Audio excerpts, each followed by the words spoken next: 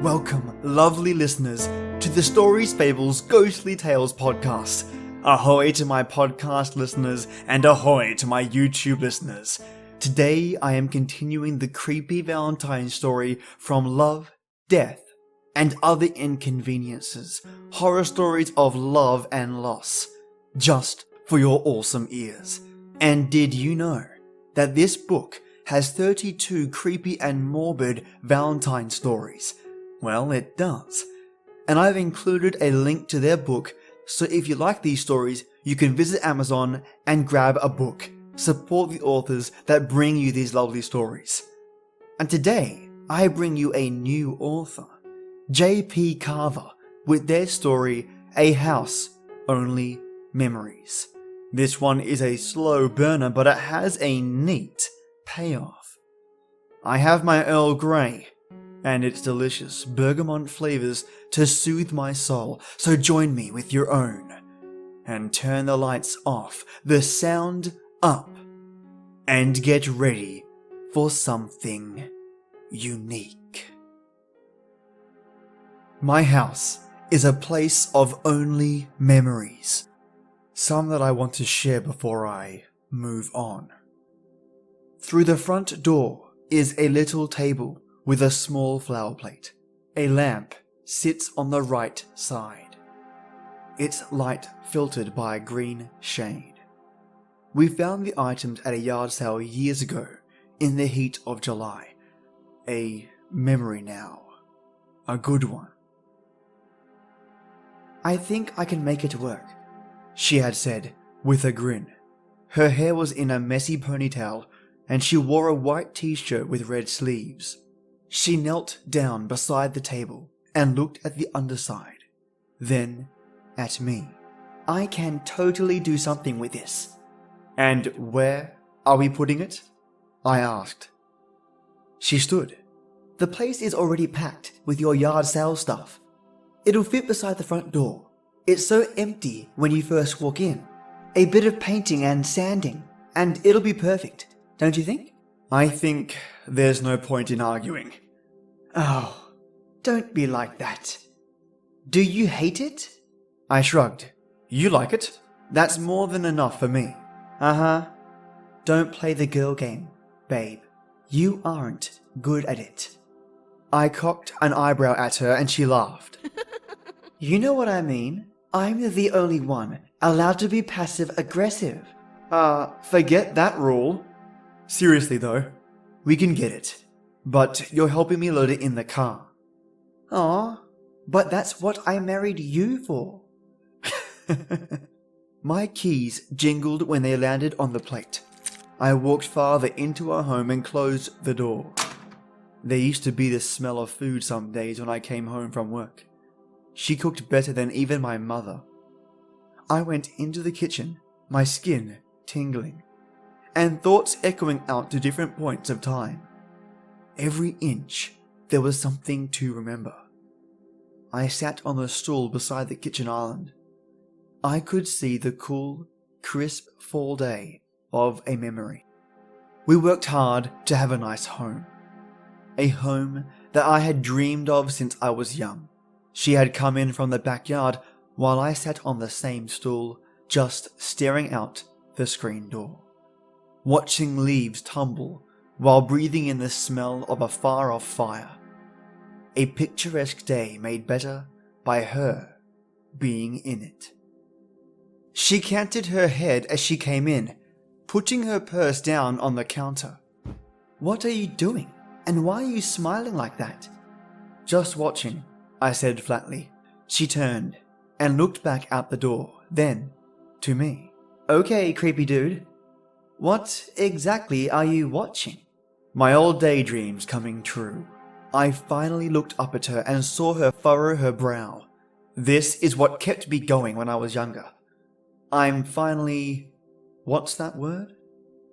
Content. Yeah. Oh, content, are we? She came over to me as she peeled off her purple jacket and dropped it to the floor. She sat on my lap and her arm went around my neck. Her perfume tickled my nose, and I breathed in the scent of her. Are you content with me? There's nothing peaceful about being with you. She slapped my chest playfully. But you were always part of my daydream. You make me a different kind of happy. And all kinds of happy. Smooth talker. You just want to get into my pants. She started to pick at my shirt and rested her head against my shoulder. I'm glad you're happy. For a while there, I never thought. She sighed and nuzzled my neck. I never thought I'd get this. What? A handsome devil of a husband who was also a brilliant badass? Yes, Mr. Badass. That's totally what I meant. She looked up at me, blue eyes hooded and seductive. What else happened in those daydreams of yours? I grinned. Want me to show you? We have to head to the bedroom though. Race you! She hopped off my lap and ran from the kitchen. I laughed and called her a cheater, chasing after her. I stood from the stool, the memory tight around my heart, and looked through the cabinets. There came a sound from the basement, a muffled noise that I had been hearing all week. I stomped on the floor twice, and the sound faded. Dinner was a can of raviolis. While they cooked, I went upstairs. Each step felt like a mountain. My feet were lead. I was just tired. So tired of continuing to wake up. At the landing I paused and looked at the pictures which hung there. We were two idiots, grinning and laughing at the stupidest things. I was a terrible photographer, though she always told me she loved my pictures. We'd tell little white lies to make sure our happiness stayed as long as it could. Simple, unimportant lies. I entered the bedroom and removed my work clothes. The pants and shirt I'd been wearing all week lay on the floor. I pulled them on, then sat on the bed, staring out at the sun-dappled wall. I dropped back onto the bed and watched the slowly spinning fan. I was engulfed by the comforter, one she had picked out and loved to just lay on. We laid in bed a lot of days, just talking, just creating memories. I've been thinking. She lay on her side next to me, half covered with the blanket, her hip and leg exposed to the air. We were in that bone-numbing, warm feeling that lays over you after good sex. I looked over to her, as she ran small circles over my chest with her nails. Uh-oh, don't hurt yourself. She squinted and crinkled her nose. Oh, too late. Ouch. Oh wait, that's just you giving me a headache. She stuck her tongue out at me, then laid flat on her back. Remember what we talked about before we got married? That I would never make fun of your mum's pot roast again? Look, I tried, but that roast was so bad last week that even the dog wouldn't take it as a chew toy. That's not what I meant. Though it was terrible and so were your jokes. I'm talking about our family. You're gonna have to spell it out, babe. Remember, you're talking to the dentist guy this side of the Mississippi. Kids. Her gaze darted over to me, lips pursed. Kids? Come on. She sat up. Now, before you start, remember, I'm the one putting up this awesome bod of mine, and am willing to go through 9 months of a tiny you or me kicking my bladder like it's a soccer ball. I pouted. It's not fair when you put it like that. Plus, it would only be like 6 months of your bladder being used for kicking practice. Maybe less. Yeah, that totally makes it better. Seriously, I'd like to try. I sighed and closed my eyes. If the baby becomes anything like me, you may have to wear a diaper. I got some mad kicking skills that I'm sure will be passed down. I'm aware. Your mum told me when she was pregnant with you that you kicked so hard one time that she peed herself. I shook my head. Okay, 1, no more talking about my mum being pregnant with me. 2, are you really sure? We're doing pretty well with just the 2 of us. It'll change everything. She shrugged. It's just been us for years. We could do with a bit of change. And add one more to our crazy lives. When she had an idea in her head, it was always hard to argue it away. I sat up and kissed her gently. Fine, but you don't get to yell, "You did this to me!" in the delivery room. This was your idea. She scoffed. That's not fair. That's like the one thing women get. And besides, I'll be swearing like a sailor on shore leave who stubbed his toe. I gotta throw you into the mix too. Those poor nurses. You'll scar them all for life. If all the blood, grossness, and baby head coming out of my vagina doesn't bother them, I don't think me swearing will either. Okay, you, shush now. No more words from you, I said, pulling her down to the bed in a tight hug, her face against my chest. She gave a muffled laugh and tickled me in retaliation. The memories of us just talking, enjoying each other, are the most painful, the most suicide-inducing. She would never forgive me if I did so, but it is sometimes a weight off my shoulders when I consider it. The microwave beeped for what must have been the 13th time. I slowly got up from the bed and made my way downstairs. As I crossed into the living room, a crashing sound came from the basement, like someone knocked over the shelf. I cursed and stalked over to the basement door. The small light bulb at the bottom of the steps flicked on with the switch, and I went down. It was a mess. The table had been knocked over, and what was on it now lay on the floor in a jumble. I kicked at the pile on the ground and sighed. Nothing can ever just stay the same. I painstakingly righted the table next to the other one. It was a struggle, but I was able to get everything back in place and secured again. Everything had to be perfect for later. Just one good thing to come out of all of this. That's all I wanted.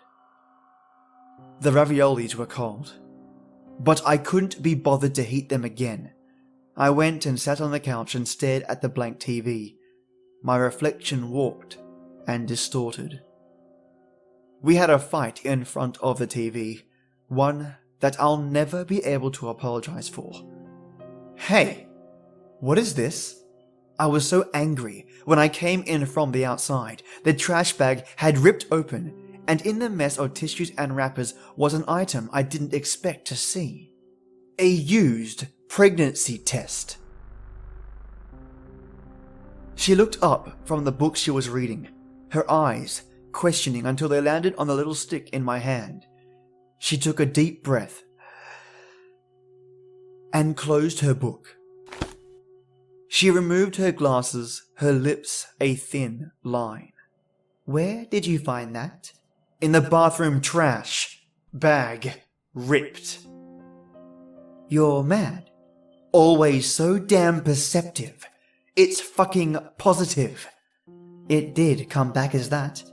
Her calmness was aggravating. So what? You weren't going to tell me you're pregnant? Just one day start showing and be like, oops, looks like I'm preggers. Why the hell would you keep this from me? Or were you planning to... She closed her eyes slowly, as if she struggled to do so. No, I didn't tell you because there was no reason to. I stared at her, my brain trying to make sense of her reaction. It wasn't like her to keep things, especially good things, from me.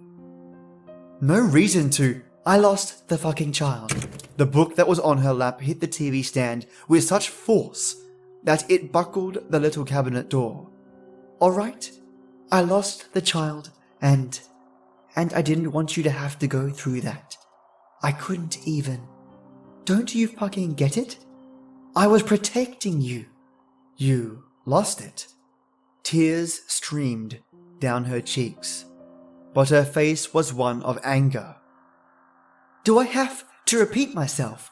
I was feeling some pain and took the test. Pain got worse, so I went to the doctor. She confirmed that I was pregnant, and now I'm not. I stood beside her, stunned, the pregnancy test falling from my hand. She didn't sob, but her shoulders shook and her lips were pressed so tightly together that they were white. All I could do was stand there feeling the emptiness left behind by my meaningless anger.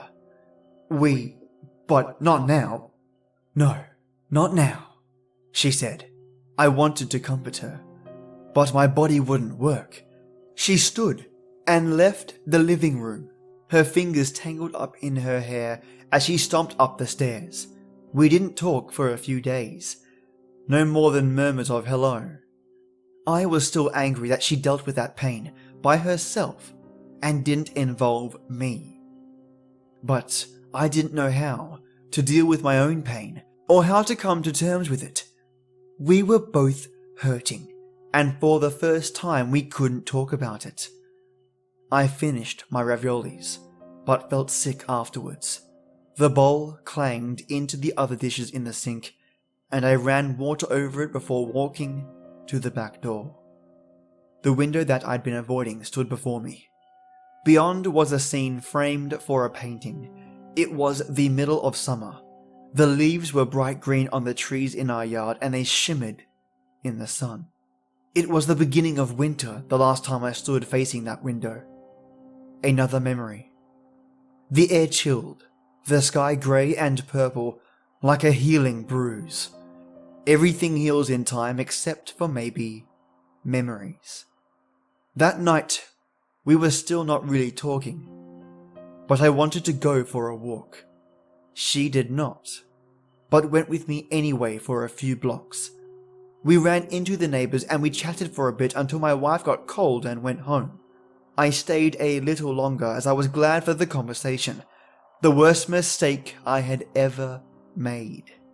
I found broken glass on the tan throw rug when I came home. I can still hear the sound it made under my boots when I came through the door. The crackle and pop. I glanced outside, wondering if some kids were out in the alley, playing in the fading twilight. I saw no ball in the room. Moments such as that night are slow. A sinking, twisting gut of a feeling that can't be placed or given a name. It's just wrong. The lights were out in the living room. The fading light through the bay window, the only thing to see by. I called out for her as I entered the room, but no one answered. The chill breeze from the broken window ran ice up my spine. My voice cracked when I called again, and I swallowed dryly when she still didn't answer. The lamp was knocked over right in front of the couch. I remember it clearly when I hit it with my boot, and it made a hollow thump. The sound, startling in the silence of the house. A groan and then laboured breathing came from just in front of me. The sound led me to the front door, which was slightly ajar. There, in the thin line of twilight, I found her. A mess of a woman. A broken doll of limbs and fabric. I stumbled the last few feet, my voice caught in the depths of my chest, and only a squeak of air escaped. I smoothed her hair as I struggled for my phone. I murmured nothings to her as I dialed 911. I felt her hand grip mine as I said my address. I felt it drop to the floor as I hung up. They arrived after what felt like hours in a show of sirens and lights. When they came into the room, I sat on my legs in a pool of her blood. Their flashlights shined across the room and showed its disarray. They shoved me aside. I barely felt it. Only the motion of falling really registered. They went to work, but she had already said goodbye. The police came.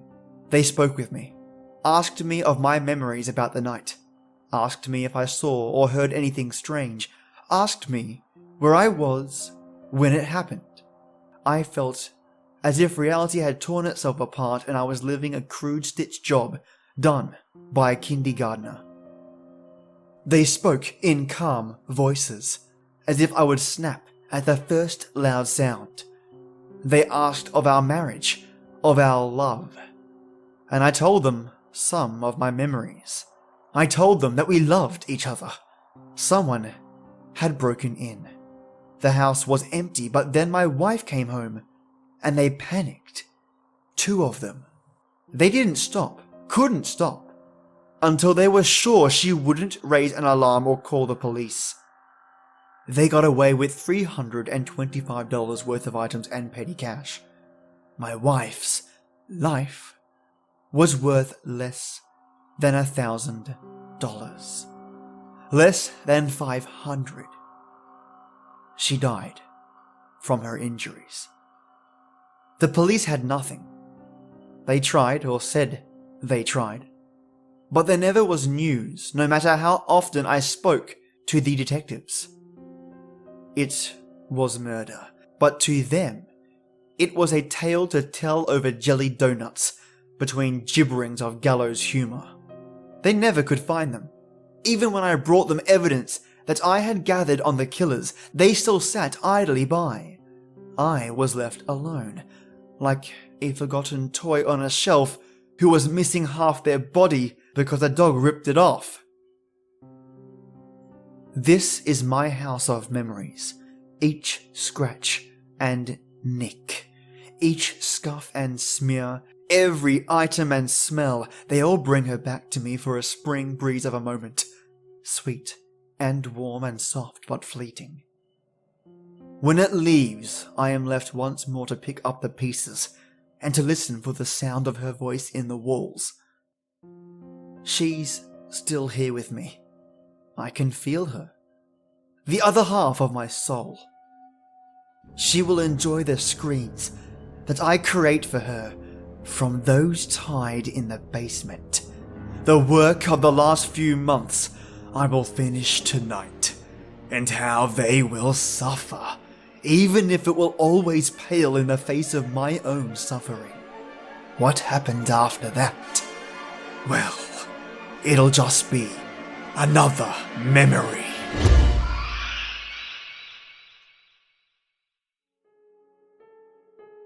Well, listeners, I'm sure there are plenty of you out there thinking they would do the same for their loved ones.